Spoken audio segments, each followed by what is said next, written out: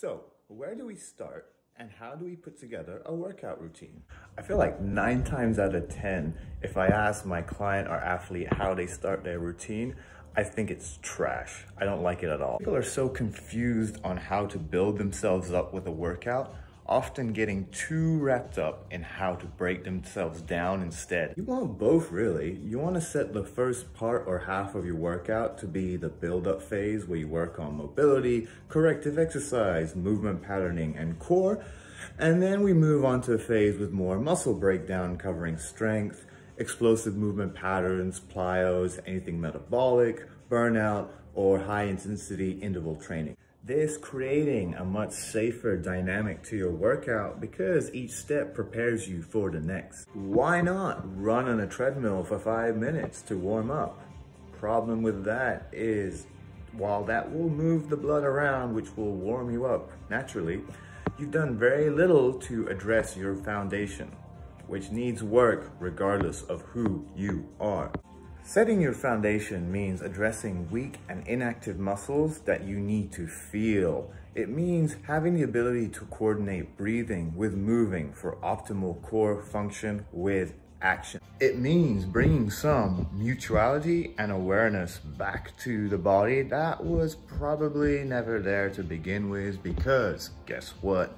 The body is designed to be asymmetrical. No one is ever evenly balanced. Okay, so I went a little bit deep there, but I'm here to help you through it. Okay, so let's start by addressing the foundation, your foundation. There's 2 ways to start. I like to start with mobility and then go to activation, muscle warm-up. But it doesn't really matter if you go the other way around. Either of those are solid places to start.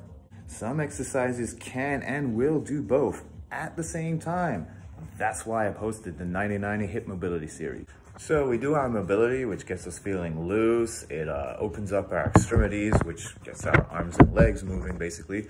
And it should get us a slightly better 3-dimensional awareness of our body, space, and movement. We can use foam rollers, balls to loosen up the muscle tension, and then apply stretching movement patterns with breathing, which is why I like to start with this.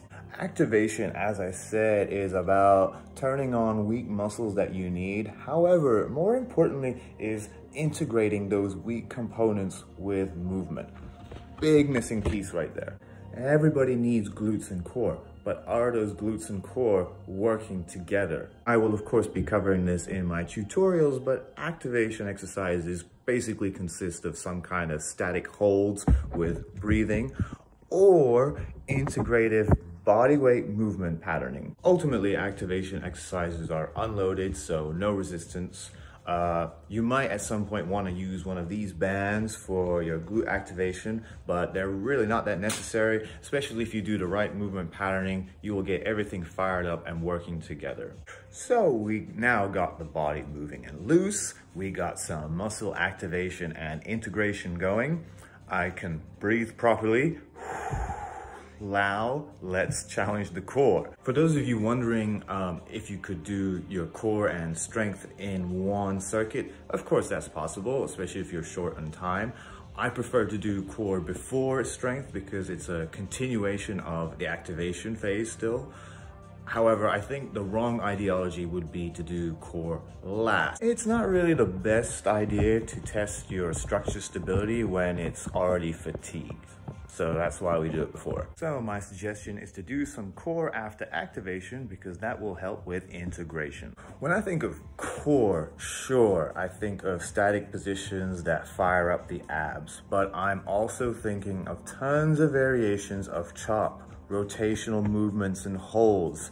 All of that is vital to our core system, as well as dynamic med ball throwing and tossing movements, all of which needs to be managed with proper breathing. Can you own these positions and movements and breathe? That's core. We are not thinking sit-ups, we are not thinking crunches, or anything ultra repetitive. Keep it short, simple, multi-dimensionally challenging. So that's the core done. Let's say we pick 3 different core exercises, challenging 3 different planes of motion per se. Gone through that, 2 sets each.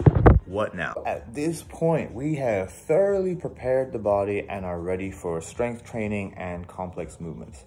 I recommend for most people to go through this whole sequence, even if that's all you have time for. Why? Because there's a good chance that you will need the corrective stuff before you're gonna need anything else. You don't want to exert force when your joints can't even move through their space properly. Number two, if your body has fallen into postural patterns of extreme ranges, that's not going to do your form any good. And by addressing core and breathing together, you are bringing awareness to the posture in a lot more ways than forced, open, good posture. And lastly, we have strengths, and I say last because it is the final and most important piece of your workout. When it comes to strength, we keep it basic, covering your various movement planes. I will be doing a separate video on this. Keep reps under 10 and load increasing. Save high reps for after and always start with low reps, high weight for optimal effort to focus on a heavier push. Why? Quality over quantity, that's why.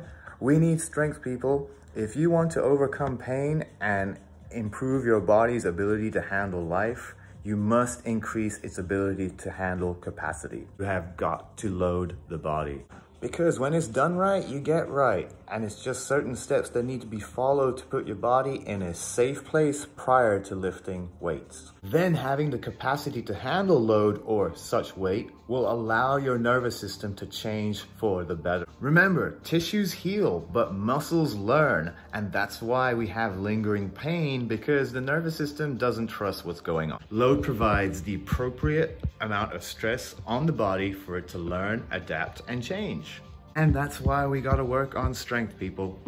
But it's also why you wanna prep yourself for strength the right way, day in, day out. Mobilize, activate, core. And when you do, you'll put your body in a safe place. When the body feels safe, it performs a lot better. Muscle memory is always the aim of the game. So hopefully that provides some clarity on how to construct your workout. I feel structure is particularly important in preparing the body to be at its best, and that's what it's all about. You don't want to dread your workout. You don't want to leave feeling worse than when you came in. If done right, a proper strength training routine should make you feel better than when you walked in by empowering the body with the capacity to handle three-dimensional movement. Goals are important, but getting through the following 4 phases I just described should also be your goals too, especially if you want to be resilient in life. Please leave me a comment for any questions you might have. Don't forget to subscribe and leave me any requests on what you want to learn about next. Bye for now.